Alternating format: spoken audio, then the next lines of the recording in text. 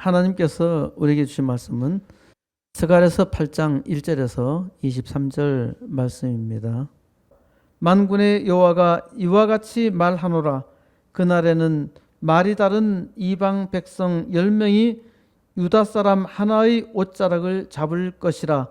곧 잡고 말하기를 하나님이 너희와 함께 하심을 들었나니 우리가 너희와 함께 가려 하노라 하리라 하시니라. 아멘.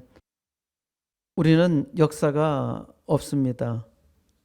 우리는 반만년 역사, 곧 5천년의 역사를 자랑하지만 불행하게도 역사가 없습니다. 여러분, 혹시 우리 가까이 영도구에 있는 동삼 패총 전시관에 가보신 일이 있나요? 거기에 구석기 시대의 우리 유물이 전시되어 있어요. 동삼 패총이 발견된 자리에다가 기념관을 세우고 전시하고 있습니다. 이로 볼 때 우리 역사는 반만년이 아니라 구석기 시대까지 거슬러 올라갑니다.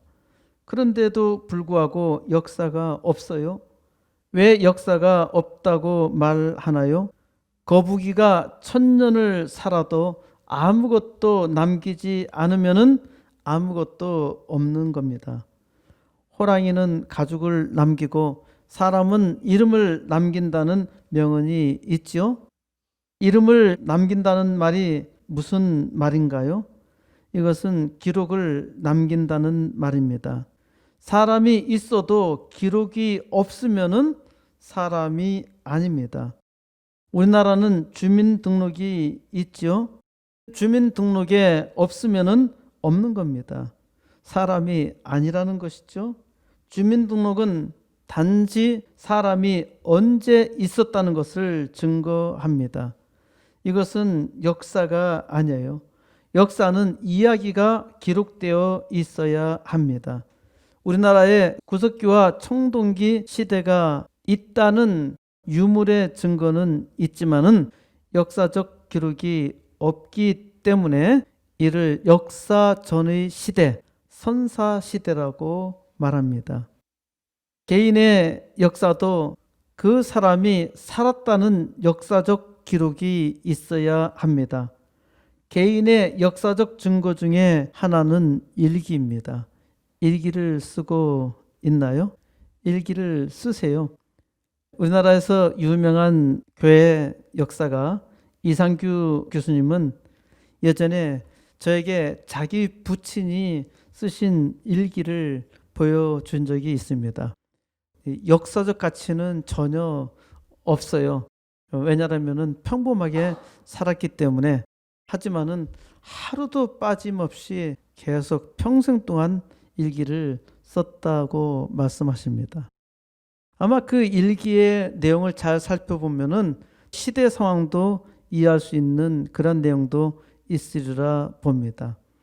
다른 사람이 쓴 것이 아무것도 없고 이것이 아주 오래되었다라면은 이거는 역사적으로 굉장히 진귀한 기록이고 가치가 있는 것이죠.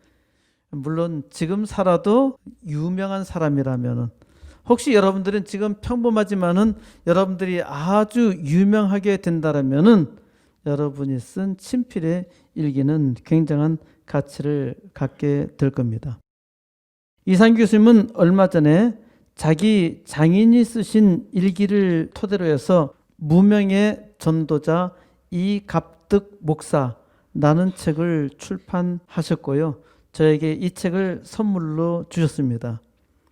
이갑득 목사는 부산 거제교회와 대연 중앙교회를 개척하셨고 분이엘 중고교회에서 20년 동안 교목으로, 그리고 40년 동안 신망의 양로원에서 설교자로 헌신하였으니까 대단한 역사를 만드신 분이죠. 표면적으로 이분이 하신 일은 흔적이 없어요. 근데 그분의 사유가 자기의 장인의 일기를 읽으면서 한 권의 책으로 만들었기 때문에 역사가 된 것입니다.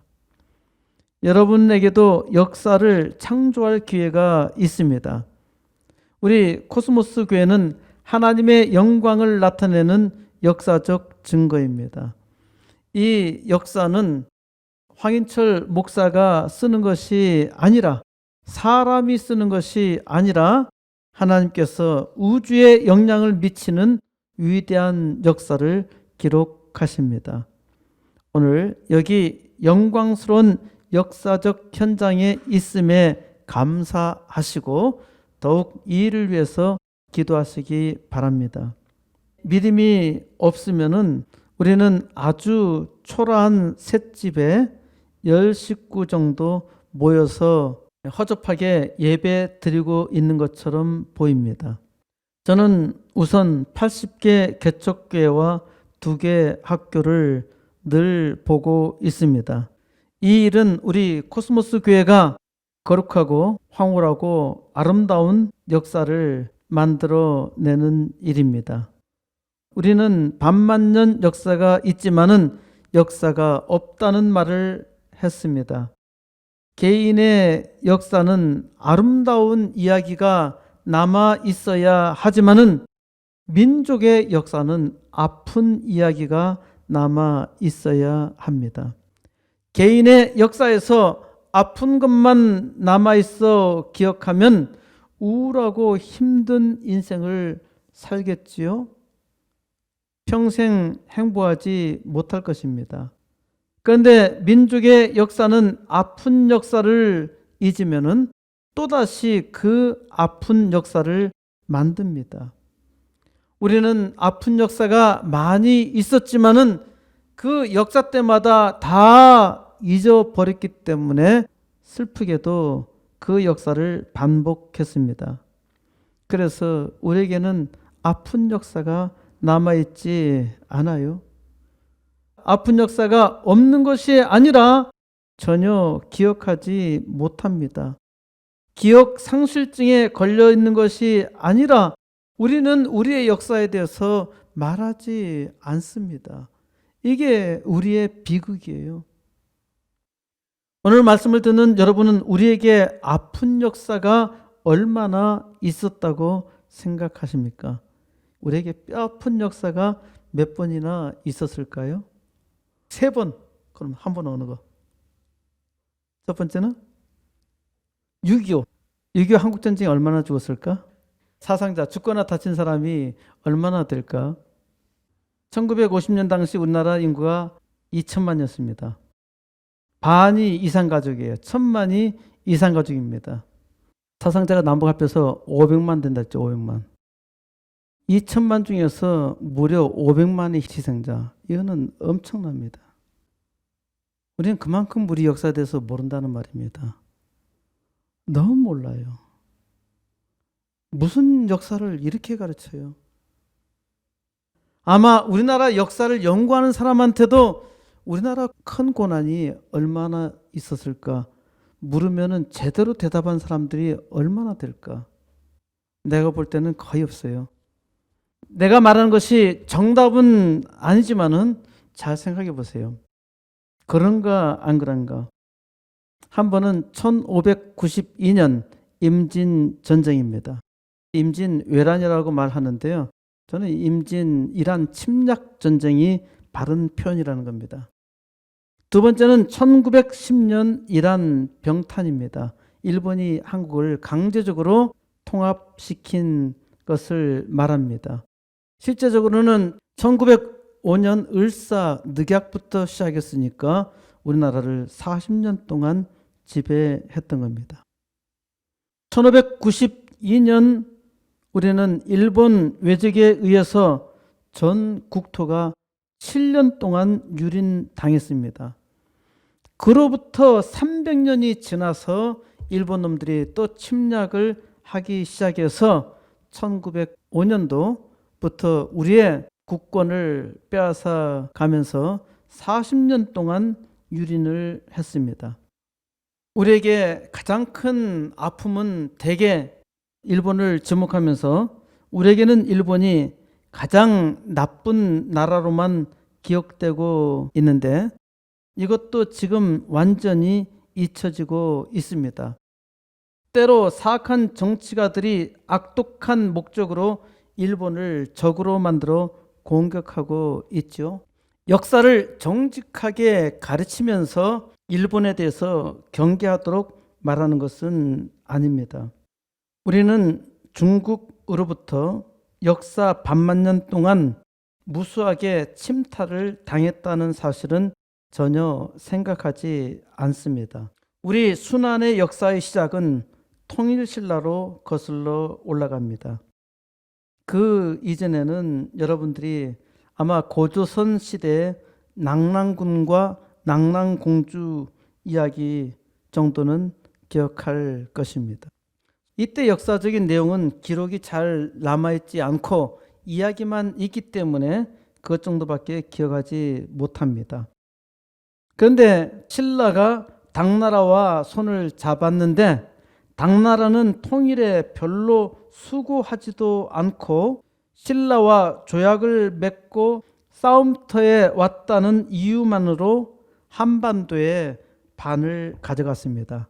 사실 고구려의 땅을 생각한다면 3분의 2 이상을 당나라가 가져갔어요. 이게 우리나라 비극의 시작입니다. 중공은 6.25 한국전쟁을 도발하여서 우리나라 통일을 방해하고 남북으로 영구 분단을 조장하였지요. 이것은 1300여 년 전 당나라의 횡포를 재현한 것입니다.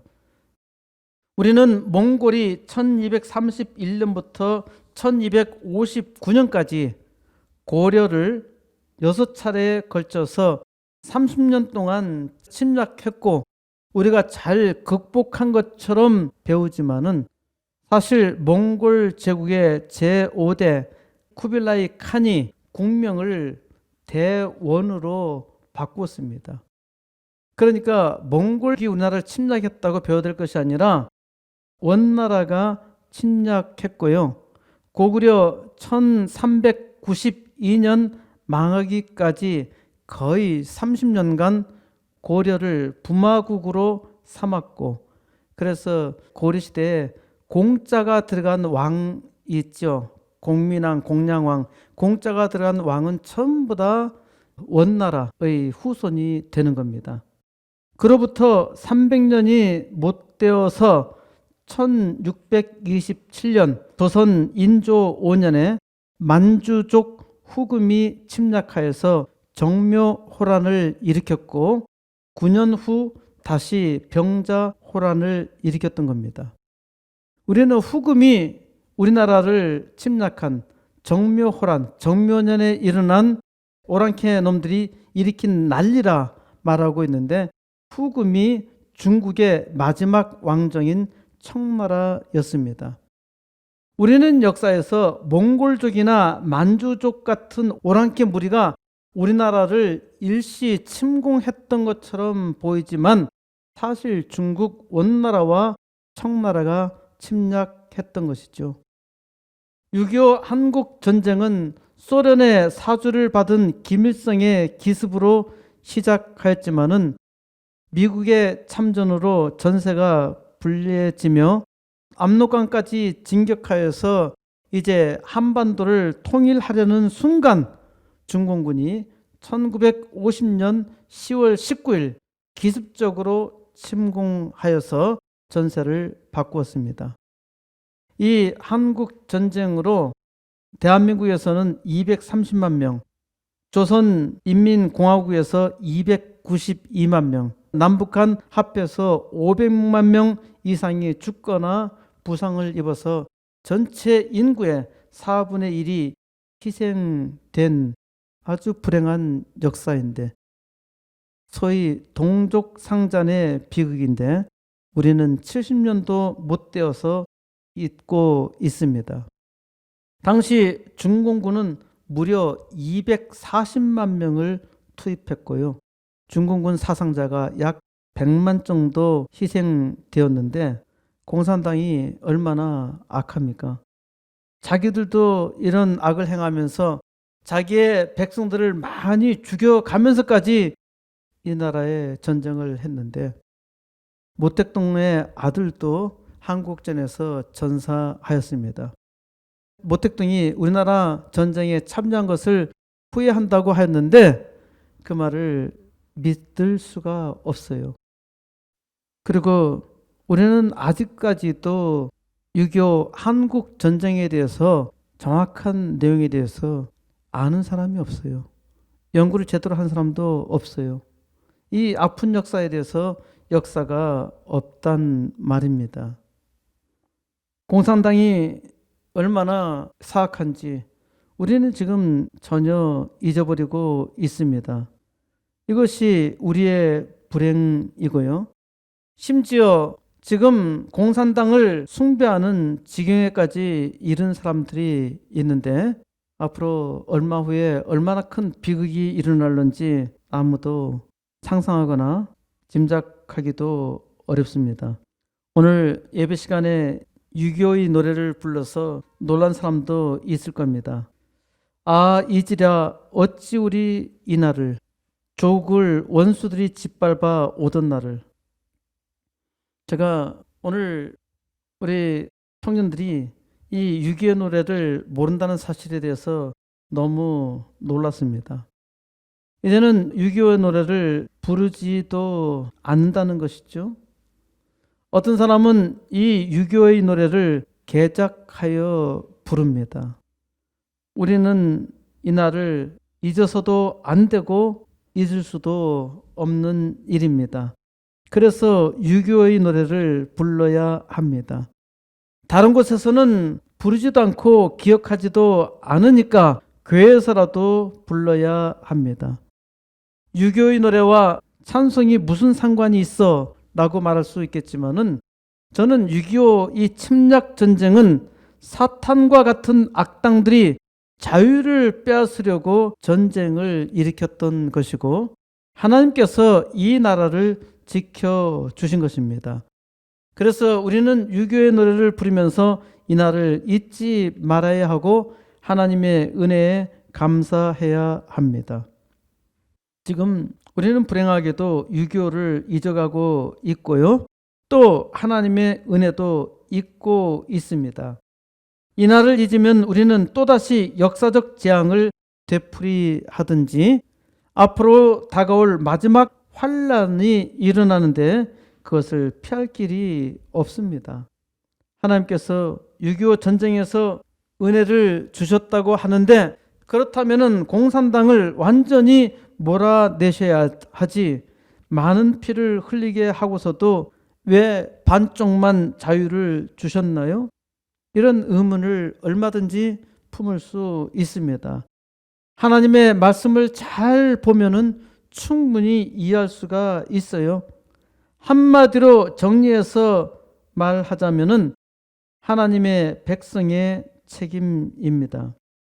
지금 우리는 우한 폐렴 바이러스와 함께 상당한 혼란에 있어요. 이 모든 재앙은 하나님의 백성이 하나님의 은혜를 잊은 까닭입니다. 이것에 대해서 이해하기가 어렵고 힘들어할 수도 있어요. 이를 이해하지 못하는 것이 재앙입니다. 이를 이해하려면 하나님의 말씀을 잘 들어야 합니다. 왜 교회에도 어려움이 있는가? 하나님은 스가랴 선지자를 통해서 말씀하시고 오늘날에도 여전히 이 말씀을 통해서 계시하십니다. 그러므로 하나님 말씀을 잘 들어야 하고요. 듣는 것이 은혜이고 하나님의 백성들이 말씀을 잘 듣는 것이 이 땅에서의 유일한 소망입니다. 스가랴서 8장 1절입니다. 만군의 여호와의 말씀이 임하여 이르시되, 만군의 여호와라는 말은 하나님이 우주 만물의 유일한 주권자라는 것을 선포하는 겁니다. 하나님만이 유일하신 하나님이시라는 거예요. 하나님께서 말씀하셨다는 것을 스가랴 선지자가 고백하며 전하는 겁니다. 하나님께서 스가랴 선지자에게 임하셨다는 거예요. 2절 만군의 여호와가 이같이 말하노라. 내가 시온을 위하여 크게 질투하며 그를 위하여 크게 분노함으로 질투하노라. 시온은 예루살렘의 시적인 이름입니다. 예루살렘은 하나님의 도성이죠. 하나님의 평화를 가리키는 말입니다. 이 예루살렘의 시적인 이름이 시온인데 하나님께서 시온을 위하여 큰 질투로 질투하십니다. 하나님께서 왜 시온을 위하여 질투하셨을까요? 질투란 외골수 사랑이죠. 하나님은 오직 사랑의 대상밖에 보지 않는다는 말씀입니다. 하나님의 질투는 하나님의 강렬한 사랑을 나타낸 말입니다. 하나님은 큰 분노로 질투하십니다. 왜? 예루살렘이 우상 숭배로 심히 패역하였고 하나님은 예루살렘을 고치기 위해서 바벨론 제국의 뜨거운 불을 사용하셨습니다. 그래서 하나님의 백성 예루살렘은 70년 동안 바벨론의 포로로 끌려가서 고난을 겪었던 것이죠. 3절 여호와가 이같이 말하노라 내가 시온에 돌아와 예루살렘 가운데 거하리니 예루살렘은 진리의 성읍이라 일컫겠고 만군의 여호와의 산은 성산이라 일컫게 되리라. 하나님은 바벨론 제국의 포로로 끌려갔던 유다 백성들 이스라엘을 70년 만에 돌이키셨어요. 70년 만에 다시 돌아오게 하셨습니다. 하나님도 다시 이들과 함께 시온에 들어오셨어요. 하나님께서 예루살렘에 실제로 거주한다는 말씀이 아닙니다. 만물을 만드신 하나님이 사람이 만드신 도성에 어떻게 있을 수 있겠습니까? 이것은 상징적인 표현입니다. 하나님이 시온에 거주하시겠다는 것은 하나님께서 여기에서 특별히 역사하시겠다는 상징입니다. 하나님이 계시기 때문에 예루살렘은 진리의 성읍입니다. 이 예루살렘이 예수 그리스도로 말미암아 이제 예루살렘 성이 하나님의 도성이 아니라 교회가 하나님의 도성이에요. 교회에서 하나님의 진리의 말씀이 선포될 때 교회는 진리의 성읍이란 말입니다. 하나님의 은혜로 세우신 교회가 진리를 감당하지 못하면은 진리의 성읍이라 할 수가 없지요. 교회가 교회로서의 일을 하지 못하는 겁니다. 시온은 성산 곧 하나님의 거룩한 산입니다. 시온은 하나님의 말씀이 선포되는 곳이지요. 4절 만군의 여호와가 이같이 말하노라 예루살렘 길거리에 늙은 남자들과 늙은 여자들이 다시 앉을 것이라 다 나이가 많으므로 저마다 손에 지팡이를 잡을 것이요. 바벨론 포로에서 70년 만에 돌아왔으니까 돌아온 사람들은 다 늙었어요. 포로로 끌려갈 때 10살이라 하더라도 80이죠. 지금 6.25 한국전쟁이 끝난 뒤 벌써 70년이 지났습니다. 지금까지 그 전쟁에 참여했던 사람 중에 살아있는 사람들은 다 90이 넘은 사람입니다. 예루살렘으로 돌아온 사람들은 다 늙었고 그 사람들이 손에 지팡이를 들었던 것입니다. 이들이 와서 예루살렘 고향에 돌아와서 성읍 군데군데 앉아있는 모습을 볼 수 있는데 이것은 하나님께서 일하셨다는 증거입니다. 5절 그 성읍에 소년과 소녀들이 가득하여 거기에서 뛰놀리라. 예루살렘 성에 이제 소년과 소녀들이 가득하여 뛰논다는 겁니다. 하나님께서 예루살렘 성을 완전히 회복하셔서 이제 아이들이 자유롭게 자라서 뛰논다는 말씀이죠. 6절 만군의 여호와가 이같이 말하노라 이 일이 그날에 남은 백성의 눈에는 기이하려니와 내 눈에야 어찌 기이하겠느냐 만군의 여호와의 말이니라.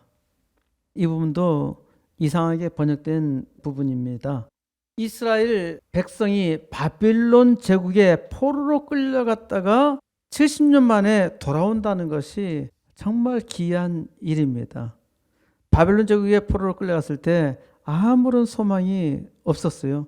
우리나라가 일본 제국에 의해서 40년 동안 지배를 받을 때 우리나라가 독립할 수 있을 것이라고 믿었던 사람이 있었을까요? 없었어요. 하나님을 믿는 사람들이 하나님 앞에 눈물을 흘리며 기도하며 또 신사참배로 인해서 감옥에 끌려가서 모진 고난을 받을 때에도 하나님 앞에 그 은혜를 구하며 간절히 기도했습니다. 하나님께서 구해줄 것이라 믿고 기도했지만은 이 나라가 일본 제국으로부터 독립할 수 있었을 것이라고 믿을 수 있었나요? 전혀 불가능한 일이었어요. 왜? 우리 힘으로는 도무지 구원할 수 없었기 때문입니다. 중국이 도와줄 수 있나요? 다른 나라가 도와줄 수 있나요? 그리고 저 태평양 아주 멀리 있는 미국이 우리나라를 도와주려고 상상이나 할 수 있었겠습니까? 전혀 없어요. 그런데 기적같이 일본이 망하고 미국이 이김으로써 우리나라가 독립했단 말입니다. 이게 얼마나 귀한 일인가요? 이때 눈물 흘리며 고통 속에서 기도했던 사람은 실감합니다. 하나님께서 이 일을 하셨구나. 정말 기적 같은 그런 일이죠. 한국 전쟁 때 김일성이 침략했어요. 6월 25일 날 기습적으로 침략했는데 서울이 3일 만에 함락되죠. 그 전에 미국이 개입하지 않았더라면은 우리나라는 공산화가 되었을 것이고 교회는 흔적도 찾아볼 수 없을 것입니다. 여러분 이렇게 자유롭게 살 수가 없죠. 여러분들이 아마 태어나지도 않았을 거예요. 저도 물론이에요. 감사해야 합니다. 기가 막히게 하나님께서 우리에게 일하셔서 전쟁이 일어난 이틀 후에 미군이 개입을 했습니다. 그날에 다행히 유엔이 사후 승인하면서 우리나라 유엔군이 참여하게 된 것이죠. 이 일을 경험한 하나님의 백성들은 하나님께서 하신 일을 보고 놀랍니다. 어떻게 이런 일이 일어날 수 있을까? 하나님의 백성들이 이렇게 생각한다면은 하나님의 눈에도 참으로 기이한 일이죠. 하나님께서 하셨지만은 이는 참 기이한 일이었습니다. 7절 만군의 여호와가 이같이 말하노라 보라 내가 내 백성을 해가 뜨는 땅과 해가 지는 땅에서 구원하여 내고 해가 뜨는 땅은 동쪽이고 해가 지는 땅은 서쪽이잖아요. 동쪽과 서쪽, 남쪽과 북쪽 전 세계에서 이스라엘 백성을 구원하신다는 약속입니다. 이스라엘이 바빌론 제국의 포로로 끌려갔지만은 바빌론 제국으로만 간 것이 아닙니다. 그 이전에도 아시리아 제국에 의해서 북방 이스라엘 왕국이 망하면서 많은 이산 가족이 발생하였고 바빌론 제국이 예루살렘을 침공하면서 어떤 사람은 이집트로 다른 나라로 도망하였던 것입니다. 이런 이스라엘 백성을 돌이키겠다는 약속이죠. 8절 인도하여다가 예루살렘 가운데에 거주하게 하리니 그들은 내 백성이 되고 나는 진리와 공의로 그들의 하나님이 되리라.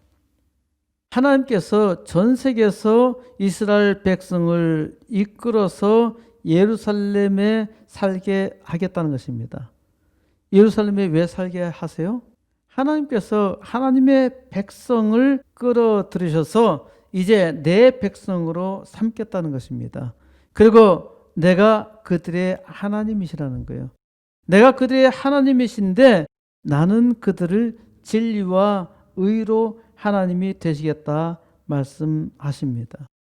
진리와 의로, 진리 하나님의 말씀, 하나님만이 진리이십니다. 사람은 하나님의 진리를 잘 깨닫지 못해요. 알지 못합니다. 그래서 하나님께서 의로, 자기의 의로 일을 보이신 거예요. 알게 하신 거예요. 하나님께서 은혜를 베풀어 주셔서, 지극한 사랑으로 은혜를 베풀어 주셔서 하나님을 알게 하시고 하나님의 은혜를 구하게 하신 것입니다. 이것이 하나님께서 진리와 의로, 하나님의 말씀과 하나님의 의로 저희의 하나님이 되시겠다 말씀하신 것이죠. 9절, 만군의 여호와가 이같이 말하노라. 만군의 여호와의 집 곧 성전을 건축하려고 그 지대를 쌓던 날에 있었던 선지자들의 입의 말을 이날에 듣는 너희는 손을 견고히 할지어다. 이제 예루살렘으로 돌아와서 하나님의 성전을 건축합니다. 그리고 그 기초를 쌓기 시작하는 거예요. 이때 하나님께서 선지자의 입을 통해서 말씀하셔요. 지금 스가랴 선지자를 통해서 말씀하셨고, 지난번에는 학개 선지자를 통해서 말씀하셨지요.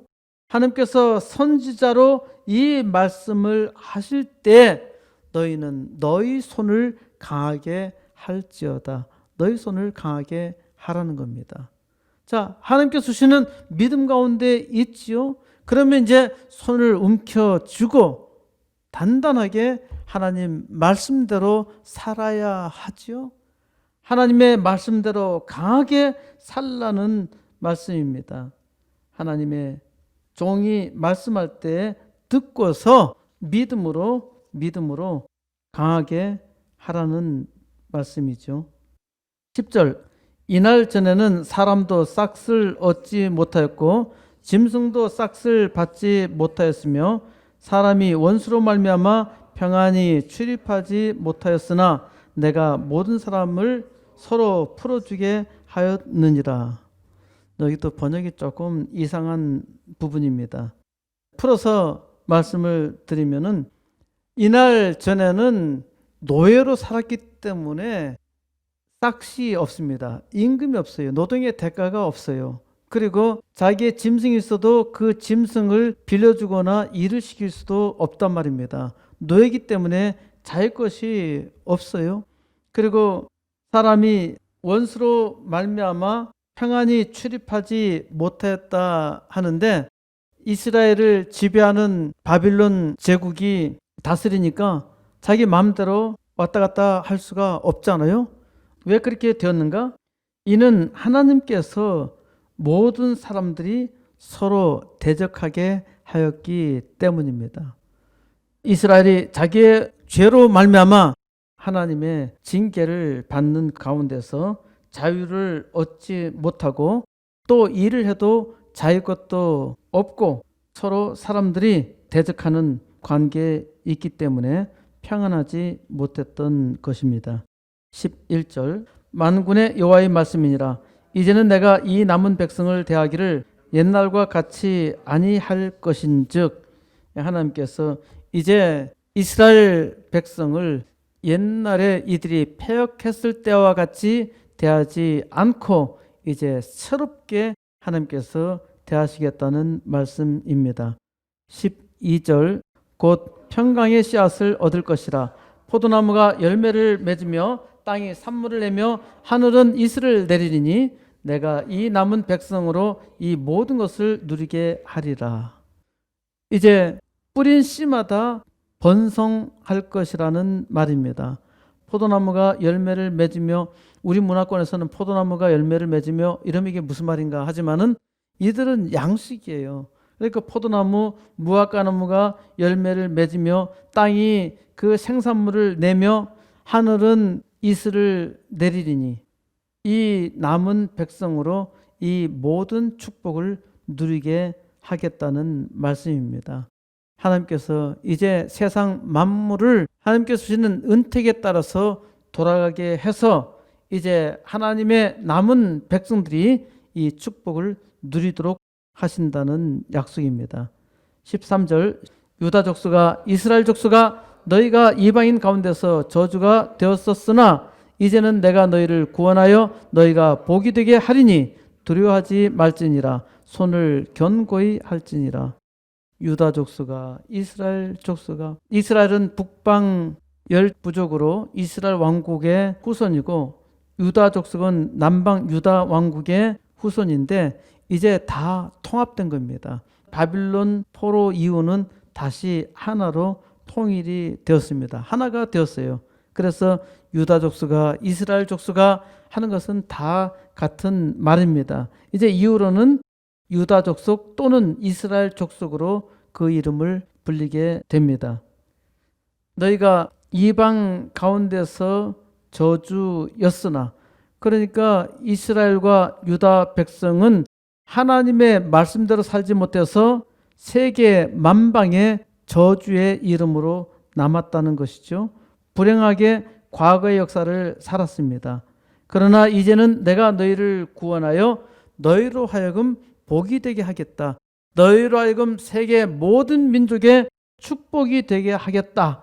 이제는 너희는 두려워하지 말라. 그리고 너희의 손을 강하게 하라. 너희가 믿음을 가지고 하나님을 알고 하나님께 그 은혜를 구하며 이제 하나님의 은혜 가운데서 담대하게 살아라. 너희의 삶을 살아라. 하나님께서 이제 축복하신다는 약속입니다.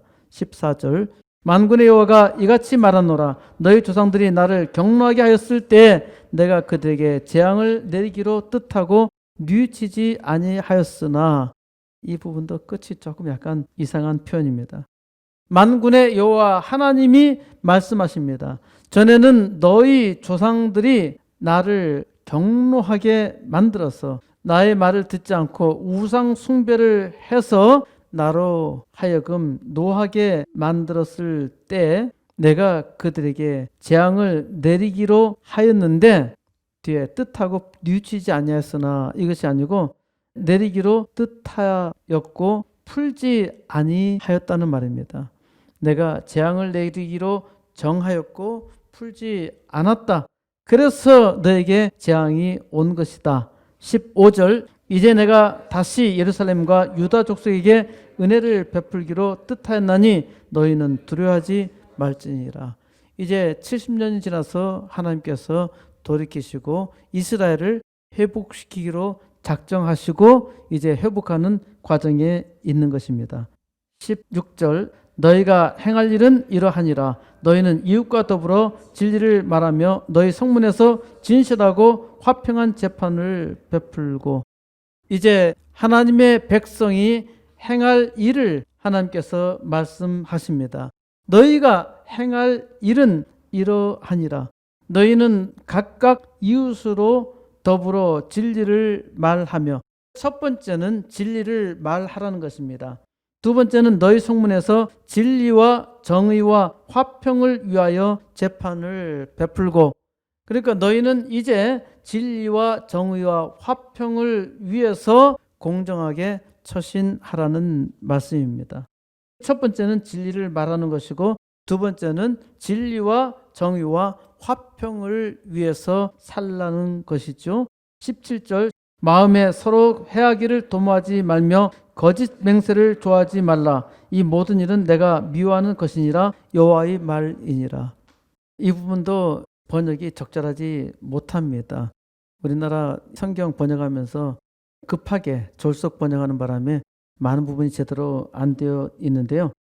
이 부분은 너희는 심중에 서로 악을 생각하지 말며 거짓 맹세를 좋아하지 말라. 이 모든 일은 내가 미워하는 것임이니라.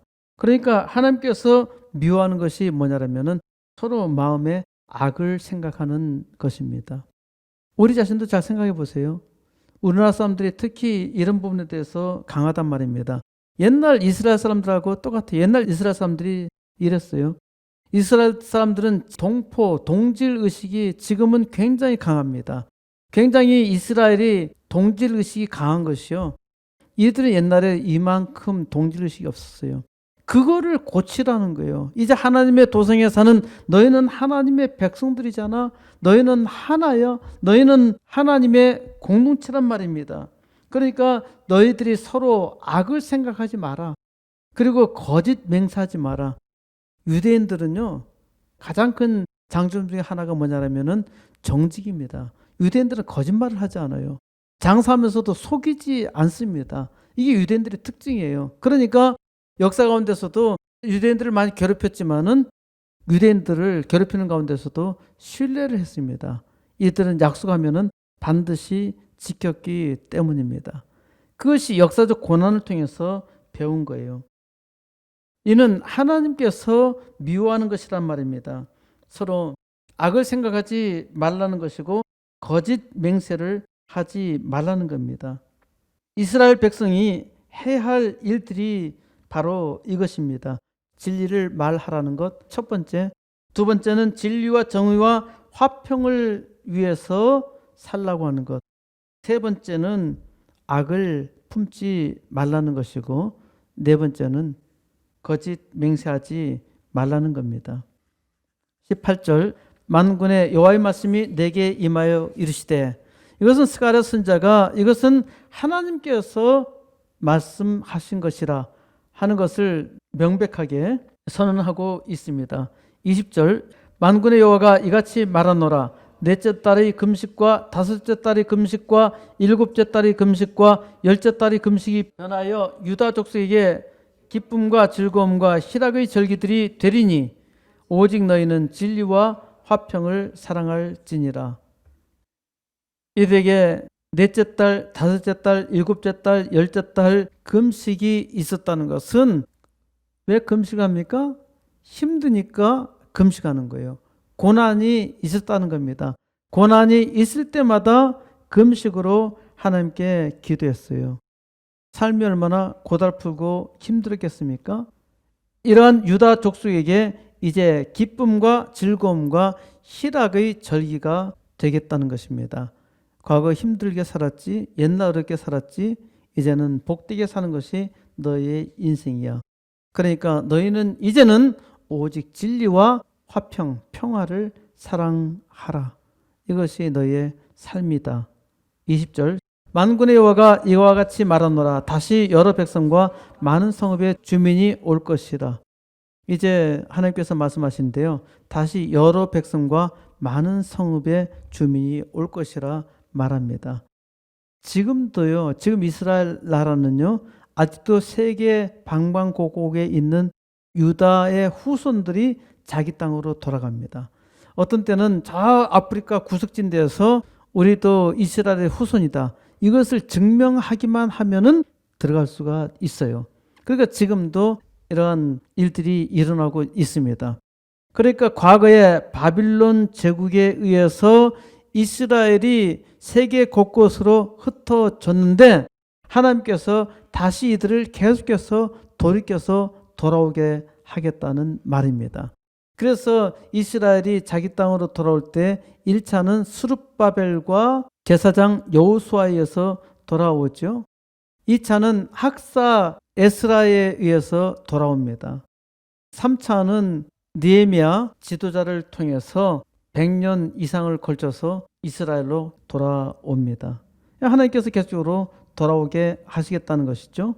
21절, 이 성읍 주민이 저 성읍에 가서 이르기를 우리가 속히 가서 만군의 여호와를 찾고 하나님께 은혜를 구하자 하면 나도 가겠노라 하겠으며, 이전에는 서로 경쟁적으로 우상 숭배를 했는데 이제 하나님의 은혜가 임하는 것을 보고 또 저 이웃 성읍 보니까 하나님의 복을 많이 받았어요.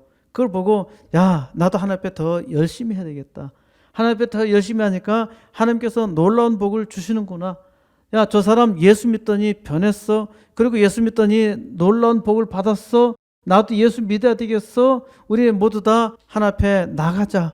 부지런히 예배드리고 부지런히 하나님께 경배하며 하나님의 영광을 찬송하자. 이런 일들이 이제 우후죽순으로 계속적으로 나타난다는 말입니다. 그와 같이 하나님의 은혜가 이곳저곳에서 많이 일어난다는 말씀입니다. 22절, 많은 백성과 강대한 나라들이 예루살렘으로 와서 만군의 여호와를 찾고 여호와께 은혜를 구하리라. 이제는 많은 사람들과 그리고 강대한 나라까지 예루살렘으로 와서 만군의 여호와 하나님을 찾고 하나님께 기도하게 되는 역사가 일어납니다. 바로 여러분들의 기도와 또 하나님께서 여러분에게 주신 복으로 이와 같은 역사가 일어나기를 바랍니다. 믿을 때, 믿음으로 구할 때 하나님께서 일하시는, 하나님께서 기이하게 일하시는 것을 볼 수 있어요. 23절 만군의 여호와가 이와 같이 말하노라. 그날에는 말이 다른 이방 백성 10명이 유다 사람 하나의 옷자락을 잡을 것이라. 또 잡고 말하기를 하나님이 너희와 함께 하심을 들었나니 우리가 너희와 함께 가려 하노라 하리라 하시니라. 아멘. 하나님께서 하나님의 백성들을 통해서 나타내시고자 하는 일입니다. 하나님께서 하나님의 영광을 나타내실 때에 하나님을 믿지 아니하는 사람들도 부러워하고 또 그들도 하나님 앞에 나와서 나도 예수 좀 믿자, 그런 요청을 한다는 말이죠. 그날에 언어가 다른 많은 나라에서 온 10명은 딱 10명을 말하는 것이 아니라 수많은 사람들이 유다 사람 한 사람의 옷자락을 붙잡고 말하는 겁니다. 하나님이 너희와 함께 하심을 들었어. 나도 같이 하고 싶어. 이 말이에요. 얼마나 영광스러운 일입니까? 이것이 놀라운 일입니다. 바로 이 일이 일어나야 합니다.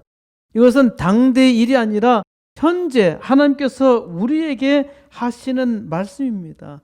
하나님께서 내게 주신 복을 보고 하나님을 믿지 아니하는 사람들이 놀라서 나도 내가 믿는 하나님을 믿고 싶어.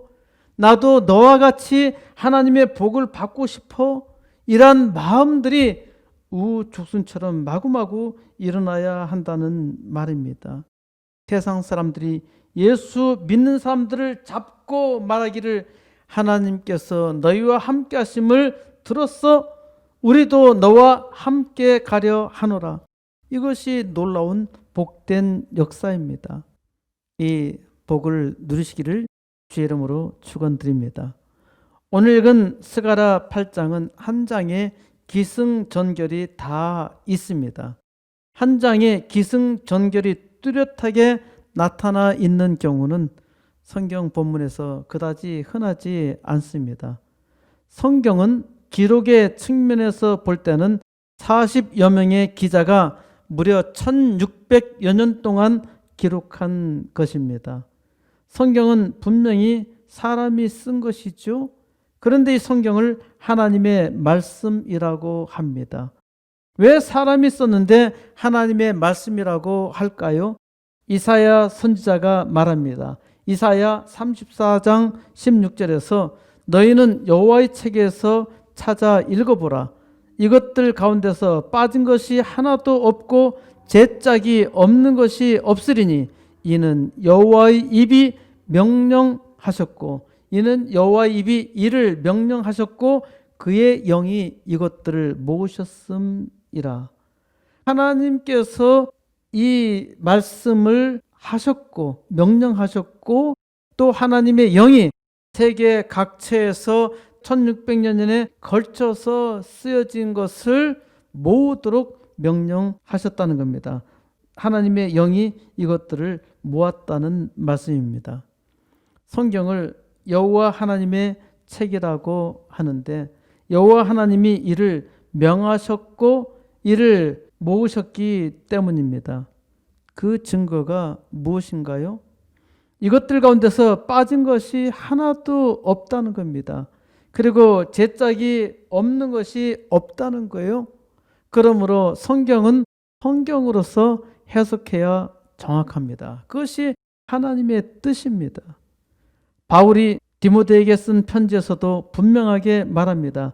디모데후서 3장 16절 모든 성경은 하나님의 감동으로 된 것으로 교훈과 책망과 바르게 함과 의로 교육하기에 유익하니. 모든 성경은 하나님의 감동으로 성령의 역사로 기록된 것이에요. 그래서 사람을 교훈하기에도 좋고 또 바르게 하는데도 좋고 사람을 책망하고 또 의로 세우는데도 유익하다고 증거하고 있습니다. 성경이 하나님께서 쓰셨다는 증거는 첫째로 하나님의 성령이 쓰신 것입니다. 첫째는 하나님의 성령이 증거하십니다. 둘째로 하나님의 사람이 증거합니다. 선지자는 늘 이 말로 증거하죠. 오늘도 우리는 많이 들었습니다. 만군의 여호와가 말하느니라. 선지자가 자기가 하나님의 말씀을 들어서 내가 이렇게 전한다는 말이 아니라 선지자는 바로 만군의 여호와가 말하느니라 선포합니다. 세 번째 증거는 놀라운 통일성입니다.